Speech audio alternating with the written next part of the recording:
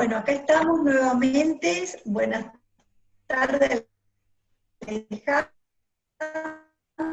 desde el Centro Universitario de Tecnología Nuclear, en estas conversaciones sobre reactor. Estoy de presentar a Alejandro, que trabaja en el reactor nuclear RA0, que va a ser el tema de hoy, de nuestra conversación. ¿Cómo estás, Alejandro?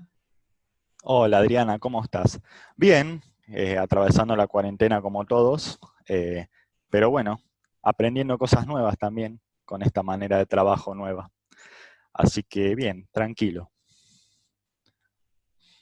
Bueno, entonces, si te parece bien, vamos a comenzar repasando un poquito qué es un reactor nuclear.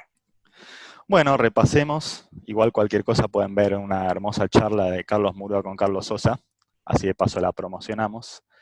Pero para ser más resumido, un reactor es una máquina. Y esa máquina tiene como propósito general el producir la fisión nuclear de manera controlada. ¿Y qué es la fisión? Bueno, es cuando yo tengo un núcleo, en general pesado, y lo parto en dos núcleos. Al partirlo en dos o más pedazos, eso genera energía. Y a la vez genera también otros neutrones, que son los que terminan provocando una reacción en cadena. Depende de qué tipo de reactor, eso lo usamos para producir calor, para irradiar, o simplemente para entender el fenómeno de fisión y estudiarlo. ¿Y qué se usa para producir esa fisión?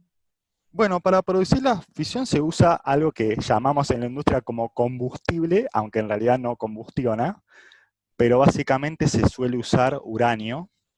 El uranio es el elemento natural más pesado, tiene el número atómico 92, y bueno, dentro del uranio hay diferentes isótopos, en general el 235 es el que se llamaría más fisible, entonces uno lo que tiene en general es un combustible que básicamente lo que produce, se producen fisiones de ese núcleo, que a su vez, como dijimos antes, generan otros neutroncitos que pueden mantener la reacción. Así que ese es digamos, el principal componente o el necesario. Muy bien. ¿Y por qué decís que se produce energía después de la fisión? Bien, ¿por qué se produce energía? Eso es un poquito complejo, pero viene un poquito de la relación de masa-energía, ya de relatividad o de mecánica cuántica, donde los núcleos, por el simple hecho de existir, de tener masa, tienen energía. Entonces, por ejemplo, el átomo de uranio, el núcleo de uranio tiene cierta energía, y cuando yo lo fisiono, genera, por ejemplo, dos núcleos más chicos que supongamos que tienen la misma cantidad de partículas, pero su masa es menor, que eso es la parte de la cuántica interesante. Y al ser su masa menor, la energía necesaria es menor, y la diferencia de energía original que tenía contra esa es la que se libera, que se libera de diferentes maneras.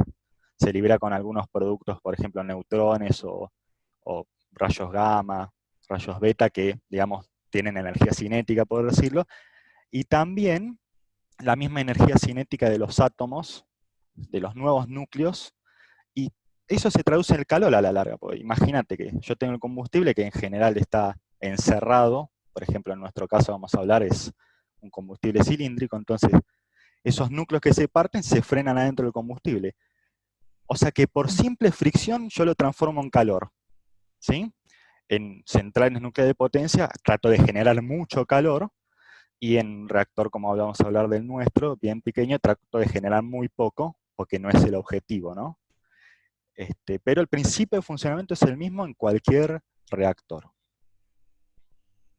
Bueno, y además de esto que vos estás explicando también del combustible que necesita un reactor, ¿qué otros componentes son necesarios para que funcione? Bueno, esa es una muy buena pregunta, porque obviamente necesito el combustible, pero también, como hablamos antes, para generar una reacción en cadena controlada, necesito al menos dos cosas más fundamentales. Una es lo que se llama moderador. ¿Qué es el moderador? Está bien, yo parto un primer núcleo de alguna manera, ¿no? Y ese núcleo emite neutrones que podrían fisionar otro núcleo, pero no de cualquier manera. esos neutrones tienen que llegar con cierta energía, cierta velocidad, digamos, energía cinética, a otro núcleo de uranio. ¿Cómo logro eso? Bueno, con lo que se llama un moderador. Es como si yo tuviese de mala manera un billar, un pool, entonces sale un neutrón con la mayor energía ni bien fisiona, empieza a golpear con otros átomos, otros núcleos, se va frenando hasta que llega al núcleo que me interesa, que lo absorbe y ahí fisiona, ¿no? Moderador, el más común es agua. Y es gracioso, ¿no? Porque el agua es hidrógeno, es un protón, básicamente, y dos oxígenos, pero bueno, tiene un protón, tiene hidrógeno. Y lo que yo quiero son neutrones, así que se parecen, es como estar jugando al pool con pelotitas iguales. Entonces hay un lindo intercambio de energía y es un muy buen moderador. No es el único, hay otros tipos. Y otro fundamental, porque dijimos reacción controlada, ¿no? Es bueno, ahí hay una Sí. moderación, lo que yo necesito para que se genere fisión, para que se den las condiciones de poder continuar la fisión. Y la otra es de controlarla, es decir, yo ahí tengo la producción. Para controlar lo que se usan en general son elementos absorbentes, principalmente barras. Barras físicamente, barras, ¿no? Que tienen un material absorbente de neutrones como pueden ser cadmio. Absorben de la misma manera, nada más que no reaccionan o reaccionan en un tiempo mucho más largo del que nos interesa. Pero básicamente yo tengo algo que genera los neutrones y otra cosa que se los come, por decirlo de una manera. Y puedo jugar con los diferentes niveles de equilibrio entre cuánto se genera y cuánto se come para mantener, digamos, un nivel estable de lo que llamamos población neutrónica, o sea, que se quiere más fácil de potencia. ¿Sí? Yo puedo tener el mismo reactor con diferente cantidad de neutrones dando vuelta. Lo que tengo que tener es un equilibrio entre cuántos se generan, cuántos fisionan y cuántos absorbo para mantenerlo, ¿no? Pero básicamente esos son los principales para la reacción. Después tengo otros componentes importantes que biológicamente es el blindaje, o sea, lo que protege al público, a los operadores de la radiación en sí. Pero básicamente los otros tres son los que más interactúan en el proceso del reactor. Bueno, todo esto que vos nombraste, entiendo que es general y es para cualquier tipo de reactores, ¿bien? Sí. Ahora nosotros hemos estado hablando en otras conversaciones de diferentes tipos de reactores, desde las centrales nucleares para generar energía, desde la producción de radioisótopos, pero ahora estamos hablando de un reactor que tiene otras características que sería un reactor universitario. ¿Cuáles son esas características? Bien, es importante. Como vos bien dijiste, no deja de ser un reactor. O sea, no estamos hablando de una máquina cuyo principio sea diferente. Pero el concepto y la misión es diferente. Conceptualmente, primero tiene que estar emplazado en una universidad. Eso no significa que solamente que esté físicamente, sino que justamente lo que se llamaría la entidad responsable o el organismo que lo controla es la facultad, o sea, le pertenece de alguna manera a la facultad. Como habrán explicado en otra charla, los otros reactores le pueden pertenecer, no sé, a Nucleoeléctrica, los de potencia, y los de investigación de Argentina suelen pertenecer a la Comisión de Energía Atómica. Los universitarios pertenecen a las universidades y tienen un gran apoyo, obviamente, de la Comisión de Energía Atómica, pero le pertenecen a la universidad. Y más fundamental, que creo que es realmente el concepto, es la misión. La misión fundamental es la de preservar, transmitir y generar conocimiento nuclear. Creo que eso es lo más importante. A partir de diferentes maneras, ¿no? O sea, investigación básica, como decíamos antes, del principio de fisión, capacitación tanto de nuevos, digamos, nuevas profesionales que se embarquen en lo nuclear, como también de profesionales ya calificados, como son de las centrales nucleares, que ya lo vamos a mencionar más adelante. Educar, o sea, educar también dentro de la facultad, o sea, hay ciertas cátedras que usan el reactor como laboratorio, como un laboratorio más, digamos, para integrarlo realmente que no parezca algo extraño decir que hay un reactor, no, vengan, úsenlo. Y también divulgación, o sea, es el vínculo más cercano de los reactores nucleares con el público. Y eso es muy importante. Ahora, entonces, ¿por qué es que la Universidad Nacional de Córdoba tiene un reactor? ¿Cómo es que llegó el RA0 ahí? Bueno, eso es una linda historia porque creo que en mi conocimiento los reactores de Argentina es el que más viajó, por decirlo de una manera, y el que más se refundó o se reivindicó. Nació en Buenos Aires, al fin de la década del 50, año 59. Nació como soporte para ensayar nuevas estructuras de núcleo, nuevas formas de utilizar el RA1, ¿sí? Que fue el primero que estuvo en funcionamiento, ¿no? Un año o 2 años antes del RA0. Entonces, primero nació como decir, bueno, a ver cómo puedo modificar el RA1. De ahí surgió que era una facilidad muy útil. O sea que la verdad que su utilidad superaba a la de simplemente ser un complemento del RA1. Y ahí, bueno, la provincia de Córdoba y en particular la universidad le vio el potencial. Dijo, bueno, me gustaría traerlo porque es un reactor muy simple en funcionamiento, muy simple y constructivo, muy seguro, y que me puede servir a mí para entrenar a los separadores, también vinculado a que estaba el proyecto de la central nuclear Embalse. Entonces, como linda fecha, el 3 de noviembre del 69, se firma el convenio entre la facultad y la Comisión de Energía Atómica. Ahí es cuando la Comisión de Energía Atómica cede el reactor en lo que es préstamo permanente. Volviendo a lo que decíamos, que ahora la facultad es, entre comillas, la dueña. Bueno, en los primeros años, la década del 70, se puso en marcha los primeros años del 70, estuvo, bueno, operando, apoyando a la gente de Embalse, pero acá viene la parte linda de la historia. A finales de los 70, bueno, Argentina vende uno de sus primeros reactores a Perú, y parte de eso era que ellos puedan entrenar. Entonces el RA0, el núcleo, el concepto del reactor, fue a Perú para entrenarlos. Y estuvo allá más o menos 10 años. Y volvió. Volvió a Argentina al final de los 80, año 87 más o menos, y bueno, la facultad lo retomó, y obviamente, digamos, como habían pasado años, lo reacondicionó a las nuevas normas vigentes del momento, y en el año 92 volvió a funcionar, y bueno, con sucesivas mejoras y modificaciones sigue funcionando hasta hoy. Pero ¿qué es lo lindo de la historia? Volvió, o sea, primero viajó por muchos lugares, y ahora volvió, pero su misión se sigue manteniendo.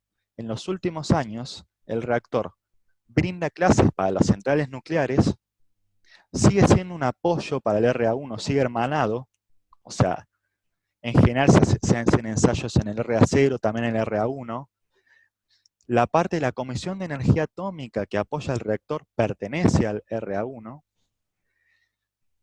Y lo más interesante, volvió a Córdoba, o fue a Córdoba originalmente para apoyar a la central nuclear Embalse.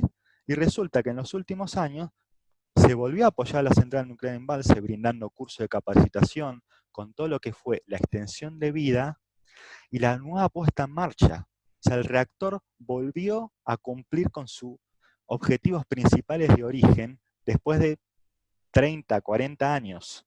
Eso es muy importante, se resignificó de nuevo. Inclusive en la puesta en marcha hubo personal de Embalse, hubo personal del reactor presente, apoyando.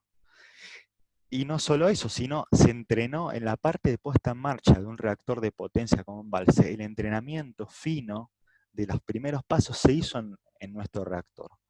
Y eso es muy importante.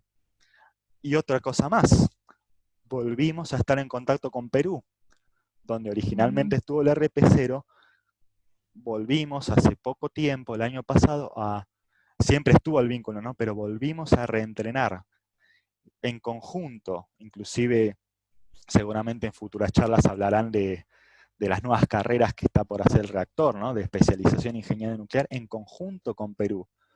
O sea, es decir, el reactor fue recorriendo todos esos lugares y en todos esos lugares dejó historia, legado, y hoy se reivindica.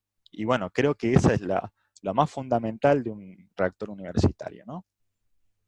Muy interesante esta parte de la historia, ¿no?, que estás desarrollando. Ahora te traigo de vuelta a la parte técnica. ¿Por qué el reactor RA0 es un reactor de potencia cero? Bien, buen dato que no lo había dicho antes, pero ¿qué significa de potencia cero? Porque uno decía, ¿cómo cero potencia si acabas de decir que se genera energía?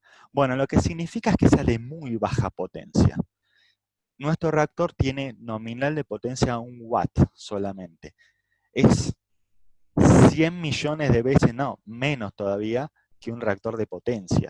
O sea, estamos hablando de una potencia despreciable. Despreciables en términos térmicos. Eso tiene un montón de ventajas.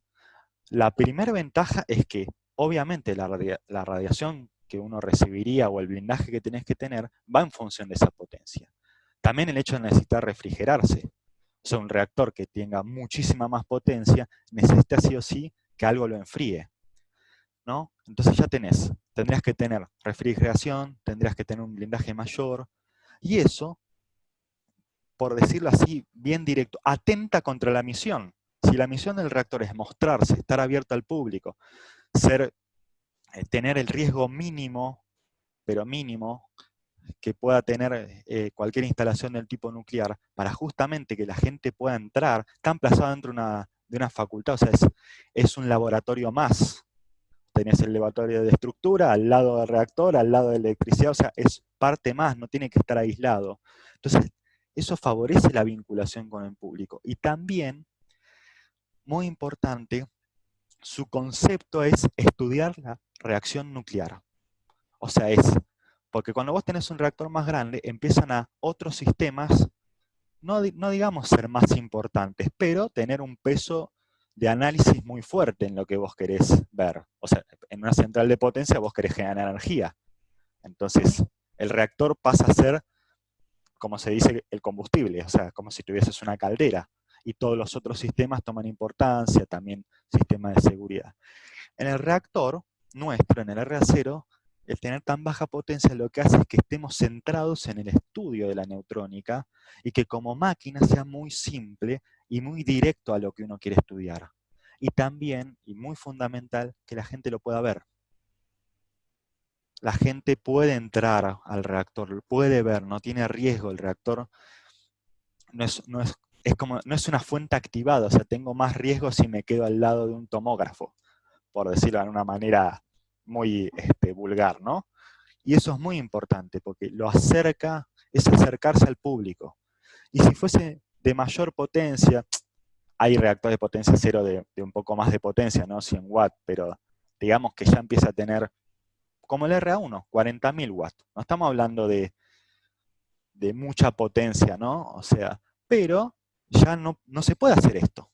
Ya si uno lo visita, tiene que ser personal autorizado, o sea, no es tan fácil, no es que no se haga, ¿no? Obviamente se visitan, pero que sea de potencia cero lo que le da es una disponibilidad para esto, para la difusión, una facilidad, un acercamiento a las personas, la minimización del riesgo, que creo que es lo que lo hace fundamental, lo que marca la diferencia y lo que él hizo también pionero en los entrenamientos y en la difusión, ¿no? Realmente para la Universidad Nacional de Córdoba debe significar como una joya el disponer de esto en sus ámbitos académicos y que puedan transitar por esos espacios todos los alumnos, tanto en su formación de grado, posgrado. Vos también mencionaste que es muy importante y que vuelve un poco el reactor a ocupar una función en lo que es la formación de recursos humanos en las centrales nucleares. ¿Cómo es en concreto entonces dar clases utilizando el R0? Bueno, es muy interesante porque, bueno, al margen de que los mismos integrantes del R0 o profesores invitados dan clases clásicas, por decirlo normal, lo más importante es que el reactor en sí como máquina se puede usar para dar clase. Se opera el reactor, ya sea de manera presencial o remota, que eso después lo profundizamos, para hacer experiencias sobre el reactor como máquina. Obviamente está manejado por los operadores como corresponde, pero los alumnos, los estudiantes, por ejemplo, las personas de la central nuclear, cuando hacen su entrenamiento son los que dan las instrucciones a sus operadores y pueden realmente estudiar in situ con los tiempos reales, los tiempos de respuesta, con los instrumentos dando la información en tiempo real de cómo se opera un reactor, cómo se genera la fisión, cómo se despierta, como digamos, cómo inicia, cómo uno lo pone en marcha. Y bueno, eso sí es algo único que solo se puede hacer con esta máquina. Sumado a eso, el reactor ya hace bastante tiempo que está incursionando en las clases remotas. O sea, todo esto mismo también lo hacemos a distancia. Tenemos juegos de cámaras donde filmamos, digamos, la consola de operación, o sea, el tablero de comando, donde filmamos los instrumentos, donde tenemos una pantalla interactiva para dar clase, cosa que las personas sientan que están ahí. Es más, las clases para la central nuclear Atucha, por ejemplo, que no está tan cerca de Córdoba, se dan de esa manera y tienen muy buenos frutos. De hecho, hemos recibido muchas felicitaciones. De hecho, eso nos llevó a que con Perú se haga lo mismo. Y bueno, es una manera de tener un laboratorio abierto, básicamente, a la comunidad científica, y más que nada, a nivel regional, se está marcando un hito en el tema de la transmisión del conocimiento nuclear. Y aparte de la participación, o sea, cuando uno trabaja con gente de la central nuclear, uno a veces trabaja con operadores muy experimentados, pero que aún así se sorprenden o ven facetas diferentes en un reactor mucho más chico donde pueden, como decíamos antes, preocuparse bien por la neutrónica, mirar lo fino, y les sirve mucho, ¿no? Así que bueno, es interesantísimo. Y qué coincidencia, ha venido muy bien para estos tiempos el ya tener desarrollado todo ese aspecto de formación remota o virtual. Nada pudo ser más oportuno en estos tiempos, ¿no? Pero volviendo un poco a lo que vos habías contado de la historia y la antigüedad que tiene este reactor, eh, ¿le ha hecho mella esos años transcurridos o sigue funcionando bien a pesar de la antigüedad que tiene? Bueno, eso es importante. Obviamente que el reactor se ha ido actualizando, pero bueno, el tiempo pasa y justamente en los últimos años, hace más o menos 4 o 5 años, la Autoridad Regulatoria Nuclear le encargó a todos los reactores, empezando por el nuestro, que revise sus sistemas. Y bueno, nosotros hicimos una revisión muy profunda de todos los sistemas, también era documentación, ¿no? Todos los sistemas, no solo los físicos, pero yendo a los físicos en sí, para ver el estado, ¿no? Ver el diseño. Y bueno, ahí podemos sacar muy buenas conclusiones, decir, bueno, primero, lo más importante es que todos los sistemas del reactor son funcionales, pero lo que detectamos, bueno, es obsolescencia en general, o sea, como decías vos, tiene sus años, instrumentos viejos. De hecho, el reactor ya tenía planificado, y ya se realizó en los últimos años, todo el cambio en la instrumentación nuclear, o sea, de lo que sería lo de ver justamente esto que hablamos de las reacciones. Pero esa revisión nos permitió ampliar el espectro y atacar todos los sistemas. Y bueno, es importantísimo porque hoy por hoy estamos en un proceso en el cual yo formo parte, ¿no?, de actualización de todos los sistemas. Estamos cambiando todo, menos el núcleo, por ahora, para decirlo, menos el núcleo que está muy fresco por lo que hablábamos antes. Estamos cambiando todos los sistemas, desde el blindaje exterior hacia afuera, sistema eléctrico, todo el sistema de control. Y no porque funcione mal o sea inseguro, sino porque justamente si dijimos que somos un reactor que queremos enseñar, hay que estar a la vanguardia. Dentro de las posibilidades hay que ser sanamente competitivo en el ámbito de la educación y que los sistemas que tengamos permitan no solo estudios nucleares, sino que, o sea, por ejemplo, si uno tiene un sistema de control, como estamos ahora fabricando, más industrial, más de uso de vanguardia, como es el uso de FPGA, de PLC, eso permite no solo ver al reactor como justamente la máquina de generar reacción, sino como una máquina más completa, donde gente del laboratorio de control, de hecho ya lo ha hecho, puede interactuar viendo al reactor como máquina y no solo como algo que genera las reacciones, y verlo desde otro ángulo. Entonces eso amplía el espectro de uso, digamos, nos da un espectro mucho mayor, y aumenta también muchísimo la disponibilidad, ¿no? O sea, el hecho de tener sistemas nuevos, o sea, las fallas siempre seguras, obviamente, que pueda tener el reactor por antigüedad, se mitigan o directamente se eliminan. Bueno, eso es muy importante. Ya, de hecho, en la última actualización grande que hemos hecho, que fue el cambio de instrumentación nuclear, ya el reactor no ha tenido casi lo que sería apagarse espuria, como uno dice, por ruido neutrónico, cosas que obviamente hacen a la seguridad, pero afectaban la disponibilidad. Y se ha notado, y nuestros, por decirlo de la manera, nuestros consumidores, como las centrales nucleares, también han estado agradecidos porque se pudo multiplicar la cantidad de experimentos, de experiencias que uno puede hacer. Y no es menor decir que fuimos el primer reactor que hizo esa revisión, y que en el último congreso que se hizo en Buenos Aires a fin del año pasado, de conferencia de reactores de investigación, de la IAEA, o sea, del Organismo Internacional de Energía Atómica, nuestra autoridad nuclear nos nombró como ejemplo de gestión y de los resultados obtenidos.